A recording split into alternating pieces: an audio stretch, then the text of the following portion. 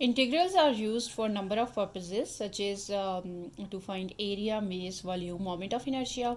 So we can use both single and multiple integrals. As we have two type of integrals, definite and indefinite integral. Definite integral कौन सा होता है जिसमें limits given होती हैं तो उसका एक सिंगल ही रिजल्ट होता है, जबकि इनडेफिनेट इंटीग्रल में लिमिट्स गिवन नहीं होती तो उसमें मल्टीपल रिजल्ट्स आ सकते हैं आपके पास. अगर हम इंटीग्रल की बात करें तो integral by definition integral give us the area under the curve. Light ये वाला जो है ये कर्व है ए टू बी. अगर हमने इस कर्व का एरिया फाइंड आउट करना हो, एरिया अंडर दिस कर्व, तो हम इसको डिवाइड करेंगे स्मॉल एलिमेंट्स में. हर एलिमेंट्स का जो साइज़ है वो डेल्टा एक्स होगा. तो जितना ज़्यादा स्मॉल एलिमेंट्स होंगे उतना ही करेक्ट रिजल्ट आएगा. तो हम जो हैं इस सारे एलिमेंट्स को फिर इंटीग्रेट कर लेंगे तो वो हमारे पास एरिया अंडर दी कर्व आ जाएगा. अच्छा, फिर इसके अलावा डबल और ट्रिपल इंटीग्रल्स की अगर बात की जाए तो उससे हम फाइंड आउट करते हैं volume, mass, moment of inertia. और डबल इंटीग्रल्स की कोई यहाँ पे रिप्रेजेंटेशन की हुई है कि ये जो फर्स्ट वाला, ये जो वाई वाला है, ये एक इंटीग्रल, ठीक है, और ये जो एक्स है ये इसके साथ डी एक सेकेंड इंटीग्रल. फिर यहाँ पे स्पेशल रिजल्ट बताया हुआ है कि if limits of both x and y are constant. अगर लिमिट्स कांस्टेंट हों तो उस केस में क्या है कि हम इनको अलग अलग करके भी लिख सकते हैं. ये फर्स्ट वाला इंटीग्रल, ये सेकंड इंटीग्रल. लेट फर्स्ट वाले इंटीग्रल को हमने जी ऑफ एक्स नाम दे दिया और सेकंड वाले को एच ऑफ वाई को नाम दे दिया. तो यहाँ पे मल्टीपल इंटीग्रल से रिलेटेड एक क्वेश्चन सॉल्व करते हैं. Find the volume of the solid below. तो यहाँ पे जो है ये दो प्लेन्स के मैंने, एक ये है z is equals to 1+y और दूसरा वाला ये. तो फंक्शन ओरिजिनली हमारे पास है 1+y, ठीक है. तो इसकी लिमिट्स हमने यहाँ से y इज इक्वल्स टू 0, यहाँ से इसमें से y की वैल्यू फाइंड आउट की, y is equals to this one. तो ऑब्वियसली इसकी इनिशियल वैल्यू जो है वो 0 होगी. तो अब हमने इसको first with respect to y integrate किया. तो y इंटीग्रेट करने से ये y का जो इंटीग्रल है वो वन का इंटीग्रल आ जाएगा y, और जबकि y का आ जाएगा y²/2. अब नेक्स्ट स्टेप में हमने क्या किया है कि यहाँ पे इसकी लिमिट्स पुट कर ली हैं, y की भी और y² की भी. तो ये रिज़ल्ट आ जाएगा. अब यहाँ पे इसके फार्मूला को ओपन कर लें, 2 - 2x को. तो इसके फार्मूला को जब ओपन किया a² - b² को, तो 4 ये आ जाएगा 2² प्लस 2x² और 2x का होल स्क्वायर और -2ab, 2 × 2 × 2x. तो यह बन जाएगा 8x. तो यहाँ पे फर्दर स्टेप में क्या किया, एक 2 को 4 के साथ भी डिवाइड कर लिया, इसके साथ भी, इसके साथ भी. तो ये रिज़ल्ट आ गया. तो हाँ, ये फाइनल जो रिज़ल्ट आया है इसको हम अब इंटीग्रेट करते हैं विद रिस्पेक्ट टू x. तो x की जो वैल्यूज़ हैं वो क्वेश्चन में गिवन है, x is equals to 0 to 1. तो इसको हम इंटीग्रेट करते हैं, ये सिंपली इसका रिज़ल्ट जो है वो आ जाएगा 5/2. तो this 5/2 is area volume of the solid.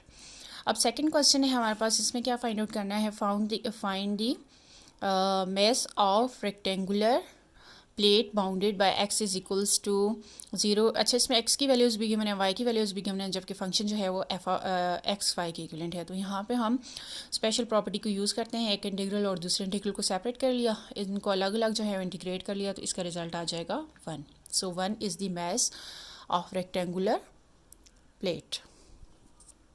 अब वो जो फर्स्ट क्वेश्चन था उसको हम find the volume of the solid by using triple integral, उसको ट्रिपल इंटीग्रल से फाइंड आउट करते, सॉल्व करते हैं उसका वॉल्यूम, जो फर्स्ट क्वेश्चन था.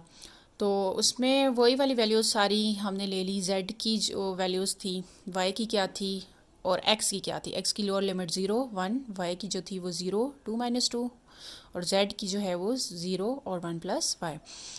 तो यहाँ पे ट्रिपल इंटीग्रल ले लिया, ठीक है. अब जो क्वेश्चन है, क्वेश्चन में z की वैल्यू जो है 1+y थी. तो अब यहाँ पे z नहीं इन्वॉल्व, तो z वाले इंटीग्रल को जो है वो छोड़ देते हैं. बाकी फर्स्ट इसको हम इंटीग्रेट कर लेते हैं विद रिस्पेक्ट टू y, ठीक है. 5 पहले है तो विद रिस्पेक्ट टू y इसको इंटीग्रेट किया.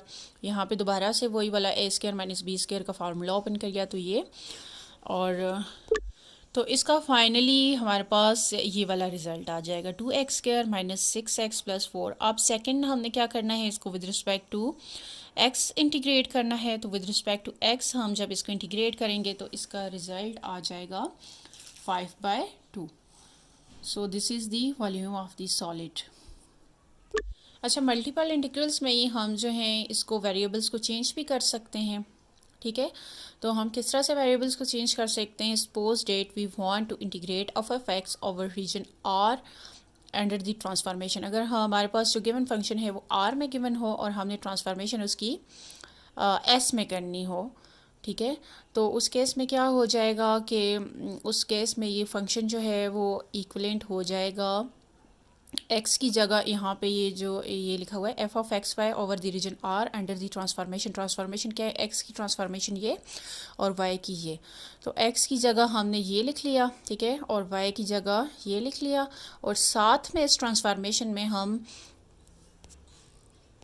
Absolute value of Jacobian use करेंगे, ठीक है। ये जो है ये एब्सोल्यूट वैल्यू ऑफ जैकोबियन है।